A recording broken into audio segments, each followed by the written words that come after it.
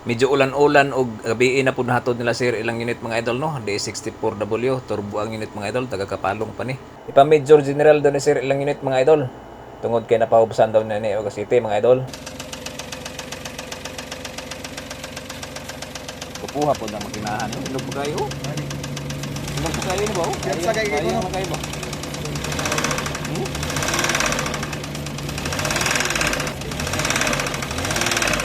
Okay. Major General. Biron ka mga idol. Ug wa pud ni siga yang mga indicator siyang shifter mga idol, ug di pud mo pitik yang sulinid sa iyang transmission mga idol. Do power jud kayo pud siya. Unahon sa nato overhaul lang makina mga idol. Major General overhaul. Tapos mag-ilista og crankshaft assembly.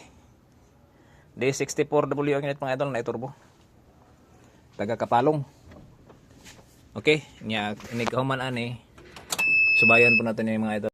Kining iyang indicator siyang shifter nganong dili ni siya musiga mga idol og low power po. Og di pod mo pitik iyang transmission sulinod mga idol. Og pagkahamang na Major General mga idol, mao ni update sa amo ang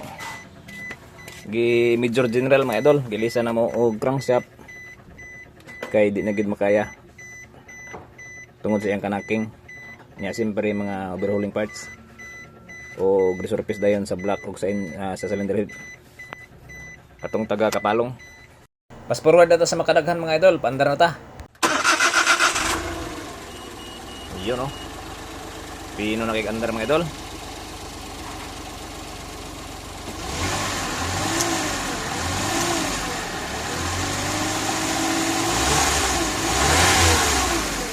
Aircon. Yun no. Ayos na kayo mga idol. Kay okay naman mga idol ang makina, dito na punta siyang shifter nganong di musiga mga idol. Dire lang mga idol oh. Kaning gikan sa baba paingon na number 3. Yo. 1 2 3.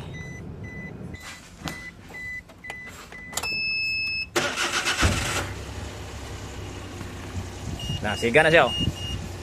Fuse lang atong gilisan diya mga idol, kita na to nga tag-as kayo og tiil-tiil. Bugbo man na siya tiil-tiil, dapat di ang original sa iyang fuse mga idol sa DE64. Dapat katog yung haom kayo mga idol para di mag-lose contact mga idol. Oh, pitik na. Di ba? Oh, tanawa ha. Oh. Pitik na no oh. Ngaw-ngaw no. Ngaw-ngaw transmission no. Oh.